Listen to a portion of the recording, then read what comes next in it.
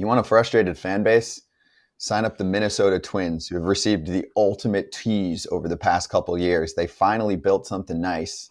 And then, not finally, they've had other good teams. They had Pierzynski back in the day, and they've had some other good runs. But they finally created a pretty nice roster, made the playoffs a couple years ago, and then the owner punched everyone in the face and said, I'm going to cut payroll significantly. Then it comes out, obviously he's selling the team. Good move by the Pohlad fam. And there's a robust market for this ball club. They're expected to be sold in full, and it sounds like something could be done before opening day. Twins fans are freaking out. They're all rooting for those billionaire brothers that own the Phoenix Suns because they could treat it more like a toy and give the city what they really deserve when they made them pay for their new ballpark and said they were going to up their payroll, and then they didn't. So it sounds like the team's going to go in the $1.5 to $1.75 billion range. But Kip, things could get very interesting in the Midwest if the Twins actually become a more legit team that doesn't have an owner who plays revenue portfolio bingo. I think any small market team that kind of gets kicked in the you-know-what when your team front office or your ownership, doesn't go for it when you have the roster or it's your window. If the flip side of that is to get new ownership a year or two later, ones that are willing to spend, I think that's actually not a bad trade-off.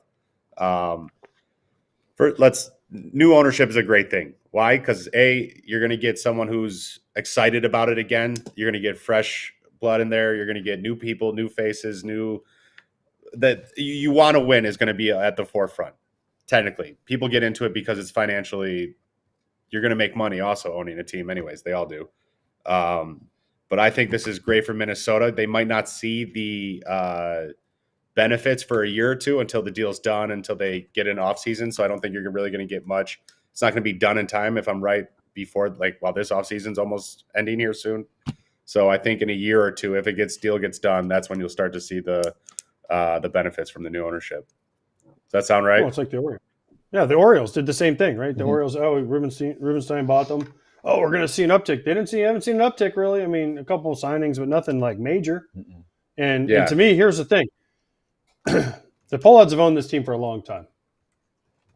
Didn't we have a conversation? Was it us that had a conversation about like the third kid? So you had Carl Pohlad, who was the dad, and then you had Jim Pohlad, who was the son, and now you have Joe Pohlad, right, who's the grandson. And it's the third kid a lot of times in these hierarchies that gets there and they're like, oh, I just got a free franchise. What do I do with it? He's like, he's actually making the smart choice, though. He's selling it because he doesn't want to deal with it. He's like, oh, I get $1.5 billion, not that the Pohlads need it, right? Or $2 billion for this. I don't have to deal with the headache. Sign me up, coach. Like, sign me up. You get one life. Do you really want to spend your life getting crapped on by everybody in your city and getting your legacy smashed because you're being cheap with the franchise? Or just cash out? Just cash out. That's what they're doing. It's brilliant. Brilliant. Smartest thing that Pohlads ever done. You're talking to a Chicago Bears fan, so I get that. And there's other the McCaskey family and all that. She's the McCaskies just said, what did the guy say the other day in his press conference at the end of the year? He said some ludicrous stuff, but I don't know. We're not allowed to talk about that. That's all. No, what did he say about we beat the Packers? So that's all. What did he do? 5-12. Yeah, great win. The Packers. You win when you're not supposed to. When the draft is all you have to look forward to, and you win when to drop yourself down a pick. So nice win, buddy. Mm-hmm. I'm a Jets fan. It's a good thing though. It's a good thing when you're not getting the support from the ownership, when you're in your window and you're not having the backup to trade for that guy, to pay this guy, to add and fill in the holes. As a fan, you have every right to be frustrated. That's you're rooting for a team that it's showing you they're never going to really go for it. So I think Minnesota, which is a great place to play, stadium's awesome. I like the stadium. I think it's not necessarily the best hitting one, but I think it's a gorgeous stadium. Weather can suck at times, but that's the AL Central, so I was kind of used to that. But I think you're excited if you're Minnesota Twins fans for here in a couple of years. Why wouldn't you be? Agreed. As long now you could be excited, but what if the new owner comes in and doesn't want to spend money? You got to make sure that they're going to spend money. And what's changed? You're absolutely right. Phoenix guys. You're absolutely right. Nothing's changed. Yeah, the Suns owners. Because let's say a team whoever buys them, I don't know, Scott Braun buys them, and Scott's like, I don't want to spend my money. I'm making this much on revenue sharing, and I can make this much by having my payroll at $80 million. And he's like, screw you fans. But I put my money into it to buy this team. I can do whatever I want with the team. And I'd switch my last name to Nutting, and I'd fit right in. Well, okay. That's why I want fans to know, like the fans of like the Mets Yeah. and the other ones, the big markets too, that have these billionaire owners that Dodgers. go for it, don't know how lucky they really are to have that. Not just because they're in the big market, a big city, and they have these huge rosters, but you have an owner that's unsatisfied with losing and all that. That's a team you want to root for.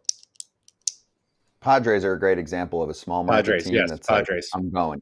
Even since obviously the passing of Peter Seidler, they still have a nice payroll. Rangers. Yeah, I put Rangers in there. Absolutely.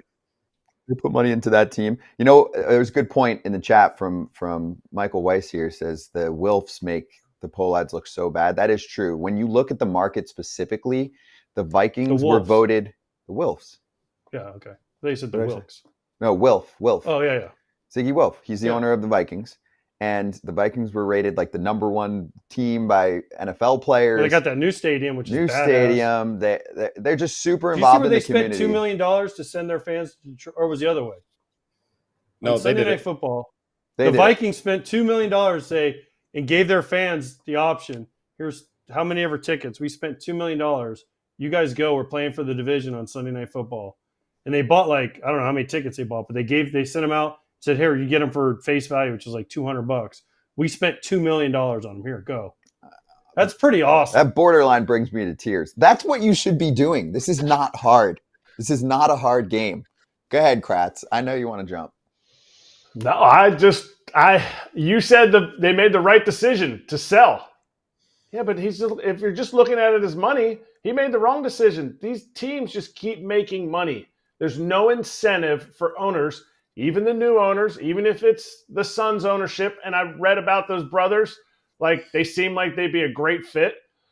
But there is just a overlying idea that when you put $2 billion into a franchise, well, I got to see some type of return all the time. That's why the Pohlads haven't, or Joe Pohlad or whoever the newest Pohlad is, didn't sell, because he kept making money. You say he's cashing out now. He's cashing out every single year. Maybe he broke even in COVID, but he'll make that on the back end when they're selling the franchise. It is a business run. People running it like a business. It doesn't work. It doesn't work in the sense of your team competing year in and year out. It's a good point. It's not the stock market where you have to report your quarterly profits, besides the Braves, who crush it in that department. They do a great job. But you're right. Now they finally said, you know what? Instead of the yearly payments, we're just going to take the lump sum and get the hell out of here. And good for them.